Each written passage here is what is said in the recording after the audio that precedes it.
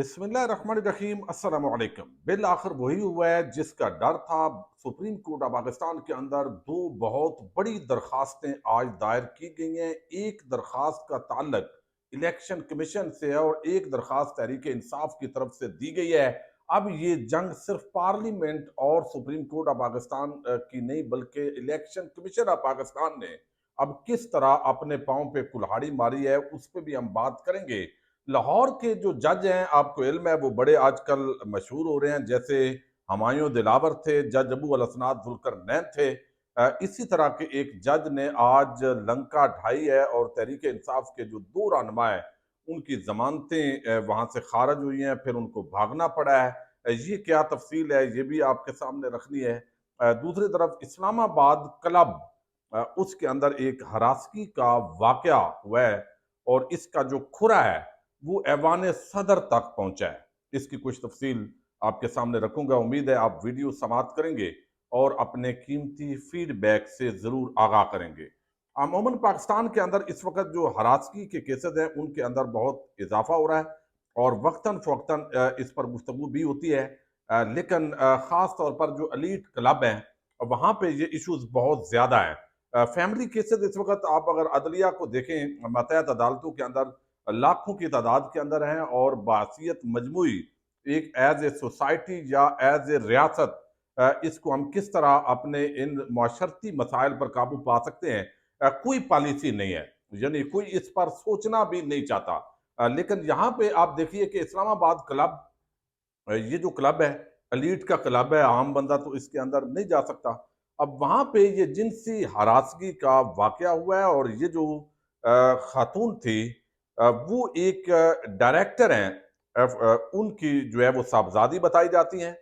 ये खबर जो है बहुत सारे सहाफियों ने चूंकि अब दे दी है तो इसलिए आपके सामने रखनी जरूरी है कि ये जो मामला है बुनियादी तौर पर वो ये है कि सदर ममलकत के जो आसफ जरदारी हैं उनके एक सेक्रेटरी हैं, उनके जो भतीजे हैं उन पर वो भी इस्लामाबाद वहां क्लब के अंदर थे। 3 अगस्त जो है कि रात थी 9:30 बजे, वासिफ करीम इसका नाम है बंदे का मुबैना तौर पर, इसने फैमिली हॉल में जो दरखास्त दी गई है उसके मुताबिक 18 साल की वो कहते हैं कि मेरी बेटी है जिसको इन्होंने हरासा किया है और वो अभी तक जो है वो ट्रामा के अंदर है, बच्ची बड़ी परेशान है। और बताया गया है कि मुतासरा जो लड़की है वो बुनियादी तौर पर एक जो है वो डायरेक्टर साहब हैं, उनकी ये साहबजादी हैं। और बहरहाल इसके बावजूद ये वाकया रुनमा हुआ है और अब बताया गया है कि 4 आम जो है वो इस वक्त यहाँ पे हैं लोग, जो बुनियादी तौर पर उनका आपस के अंदर जो है वो अफसरान का फटा पड़ा हुआ है और इसको बचाने के लिए भी बड़े लोग सरगर्म हो गए हैं। लेकिन ये वाकया बुनियादी तौर पर हमारी एक माशरती बेहिसी की निशानदेही करता है। लेकिन इसके साथ ही हम देखते हैं कि आए रोज पाकिस्तान के अंदर ऐसे बहुत सारे वाकयात रूनमा होते हैं लेकिन उन पर कोई भी अमल दरामद नहीं होता। अच्छा, दूसरी तरफ जो है वो आपने देखा कि जब से 2 साल के अंदर तहरीक इंसाफ की हुकूमत गई है उसके बाद जो अदलिया है वहां पर भी बहुत सारे जो है वो असर व रसूख नजर आ रहा है। मुख्तलिफ इदारों का इल्जामात भी लगते हैं। इस्लामाबाद हाई कोर्ट के जो 6 जजेज हैं उन्होंने एक खत भी लिखा, फिर इंसदाद दहशत गर्दी अदालत सरगोदा के जज ने खत लिखा, फिर जो है वो बाकी जो जजेज हैं वो भी एक्टिव हुए। लेकिन अब इसके बावजूद जो है कुछ जजेस ने बड़ा नाम कमाया। उनमें जज हुमायूं दिलावर है, उन्होंने इमरान खान के खिलाफ फैसला सुनाया। दूसरे दिन वो लंदन, उनकी फ्लाइट थी, वो जल्दी से भागे और वहां पर भी वो एक कॉन्फ्रेंस के अंदर ट्रेनिंग के लिए उनको भेजा गया। तो वो सबको पता है किस तरह फैसला लिया गया। फिर जज अबू अल हसनात जुल्करनैन, उन्होंने बड़ा नाम कमाया और उनका भी जो है वो आपको पता है इमरान खान को सजा सुनाई और उनको भी छुट्टी पे वो चले गए, तशरीफ ले गए। अब एक तीसरे जज हैं और इनका ताल्लुक है लाहौर से। इस वक्त ये इंसदाद दहशतगर्दी अदालत के जज हैं खालिद अरशद साहब। बड़े जबरदस्त आईनी कानूनी फैसले इस वक्त वो दे रहे हैं, जमानतें मनसूख कर रहे हैं। तहरीक इंसाफ के जिस तरह वहां पे जस्टिस आमर फारूक बने हुए हैं लाहौर के अंदर, और वो अब हाफिज फरत और शेख इम्तियाज ये तहरीक इंसाफ के रहनुमा है। एक गाड़ी जलाने का मुकदमा है, आप बादी नजर में कोई बगैर खास एविडेंस भी नहीं, लेकिन इंसदाद दहशत गर्दी अदालत ने आज उनके ये मार जो अरशद खालिद साहब हैं, इन्होंने वो दरखास्त जमानत उनकी मुस्तरद कर दी है, ये इनका कानूनी राइट है। लेकिन जो हालात होते हैं मुकदमे के, अब वो क्या है कि मियाँ असलम इकबाल को इमरान खान ने पार्लिमानी वहां पे लीडर मुकर्रर किया पंजाब के अंदर, बल्कि अपोजिशन लीडर मुकर्रर किया, तो वहां उनको दाखिल नहीं होने दिया गया। पंजाब पुलिस और इदारे उनके पीछे लगे हुए हैं और अभी वो पेशावर के अंदर पनाह लिए हुए हैं। इसी तरह जो है हमाद अदर है, उनको एक्टिव नहीं होने दिया गया। अब हाफिज फरद जो है वो असेंबली में जा रहे थे और इमरान खान ने अभी 2 दिन पहले वो इंदिया दिया है, हालांकि अप्रूव अभी नहीं किया। ये राय चल रही थी कि चले हाफिज फरद को अपना जो है वो लीडर मुकर्रर कर दिया जाए, यानी पार्लिमानी जो लीडर है वो मुकर्रर करें। लेकिन अब उनकी आज ये जमानत मनसूख हुई, फिर अदालत से वो भागे और फिर हाई कोर्ट के अंदर वो पहुंचे अब इस वक्त, कि किसी तरीके से हाई कोर्ट से उनको जमानत मिले। भाई गाड़ियां जलाना और कौन से मुकदमात किस तरह जो है वो उन पे किए जा रहे हैं, ये एक तो सारी चीज जो है वो चल रही है। अच्छा, दूसरी तरफ जो है वो मामला एक और भी है और उसका ताल्लुक है इलेक्शन कमीशन और इस हुकूमत का। गुज़श्ता रोज़ आपने देखा जो पार्लियामेंट के अंदर हुआ, एक कानून पास हुआ कौमी असम्बली से, फिर सेनेट से उसकी अप्रूवल हो गई। मकसद क्या है कि 8 जजेस का जो फैसला है उसको गैर मौसर करना है। लेकिन अब जो है वो यहाँ पे ये हुआ है कि इलेक्शन कमीशन ऑफ पाकिस्तान दिनों का इंतजार करता रहा। कल उनकी डेडलाइन खत्म हो गई और वो डेडलाइन खत्म होने के साथ ही आज सुप्रीम कोर्ट ऑफ पाकिस्तान में वो दरखास्त दायर कर रहा है कि जनाब ये अब हमें बताएं हम किधर जाएं, हमने आपने हुक्म दिया, हमने तो आधी तामील कर दी थी 39 अरकान के हवाले से, और अब आप बताएं कि हम यहाँ पे जो है वो कैसे करें, और ये कानून भी आ गया है। तो इलेक्शन कमीशन ऑफ पाकिस्तान ने सुप्रीम कोर्ट ऑफ पाकिस्तान से एक तो रजू किया है, हालांकि उन पर तौहीन अदालत की कार्रवाई होनी है, मिसकंडक्ट की कार्रवाई हो सकती है, जिस तरह उन्होंने आइन कानून की धज्जियां बखेरी हैं। अच्छा, दूसरी तरफ अब तहरीक इंसाफ के बैरिस्टर गौर अली, उन्होंने भी सुप्रीम कोर्ट ऑफ पाकिस्तान के अंदर दरखास्त दायर कर दी है।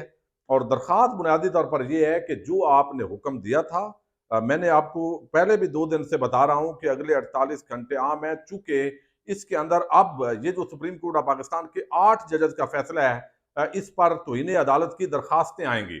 अब बैरिस्टर गौर ने जो दरखास्त दी है तहरीक इंसाफ की तरफ से, उसके अंदर कहा गया है कि ये तरमीम की गई है, यानी अभी इलेक्शन कमीशन के खिलाफ तो नहीं, लेकिन जो कल इलेक्शन एक्ट 2017 तरमीमी एक्ट पास किया गया है उसके खिलाफ ये बुनियादी तौर पर जो है वो दरखास्त है।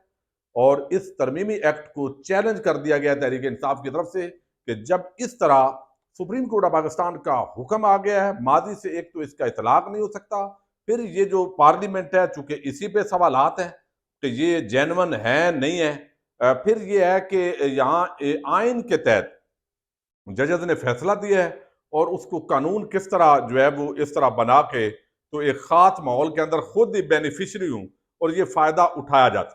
अब इस पे चूंकि मामला तो 3 रुकनी कमेटी के अंदर जाएगा, रजिस्ट्रार और काजी साहब उनकी जबरदस्त अंडरस्टैंडिंग होती है, लेकिन 2 जजेस इस वक्त जस्टिस मुनीब और जस्टिस मंसूर अली शाह, ये दोनों टफ टाइम कमेटी के अंदर दे रहे हैं। तो अल्टीमेटली ये जो एक्ट है ये और भी अभी पिटिशनर्स आएंगे, मुख्तलिफ जगहों पे ये चैलेंज होगा और इस सारे मामले पर सुप्रीम कोर्ट ऑफ पाकिस्तान की जो राय है, अब डिपेंड ये करता है कि इसका बेंच कौन होगा। बेंच जो है वो अहमियत अख्तियार कर गया है जो इसका बनेगा, क्योंकि उसका जो फैसला है वो मुमकिन है कोई ऐसा बेंच बनने के अंदर अगर काजी साहब बनाने में कामयाब हो जाएं, तो फिर उसके अंदर जो है वो बेहतरी हो सकती है। लेकिन दूसरी तरफ लाहौर हाई कोर्ट से एक अच्छी खबर है कि आलिया हमजा के हवाले से उन्हें जो है वो रिहा करने का हुक्म दिया गया था और कहा गया है कि अब मजीद उनको 15 तारीख तक गिरफ्तार न किया जाए, और किसी भी मुकदमे के अंदर जस्टिस अली बाकर नजफी ने कहा है कि गिरफ्तार नहीं किया जा सकता। लेकिन आज इस्लामाबाद के अंदर जो है वो कोऑर्डिनेशन की बड़ी कमी थी तहरीक इंसाफ के वकला के मबैन के कबल गिरफ्तारी दायर की हुई थी जमानत, और समात 10 अगस्त को होनी थी और इस्लामाबाद हाईकोर्ट ने समात सोमवार 12 अगस्त तक मुलतवी की है। लेकिन वकला दोनों तरफ जो जुडिशल कम्प्लेक्स में थे और हाई कोर्ट में थे, उनकी आपस के अंदर कोऑर्डिनेशन की जो है वो कमी है। तो बुनियादी तौर पर इस वक्त मखसूस नशिस्तों का केस कादी फायद ईसा साहब की एक्सटेंशन का केस है। अगर हुकूमत 2/3 अक्सरियत लेती है तो वो तरमीम करके ये सारे अपने मकासद हासिल कर पाएगी, और अगर जो है वो यहाँ पे नहीं कर पाती तो फिर यकीनी तौर पर ये मामलात आगे बढ़ेंगे। अब शरआए दस्तूर पर बहरहाल ये जंग अभी मज़ीद बढ़ेगी और ये दिन जो हैं 1-2 हफ्ते जो जजेस के हवाले से जो अंदरूनी अदालत में जो सियासत है या जो इस वक़्त वकालत, सहाफ़त और पार्लियामेंट और हर जगह पे जो कुछ हंगामे हैं, उनके अंदर ये 2 हफ्ते अगले इंतहाई अहमियत अख्तियार कर गए हैं। पाकिस्तान ज़िंदाबाद, पाक फ़ौज पाइंदाबाद।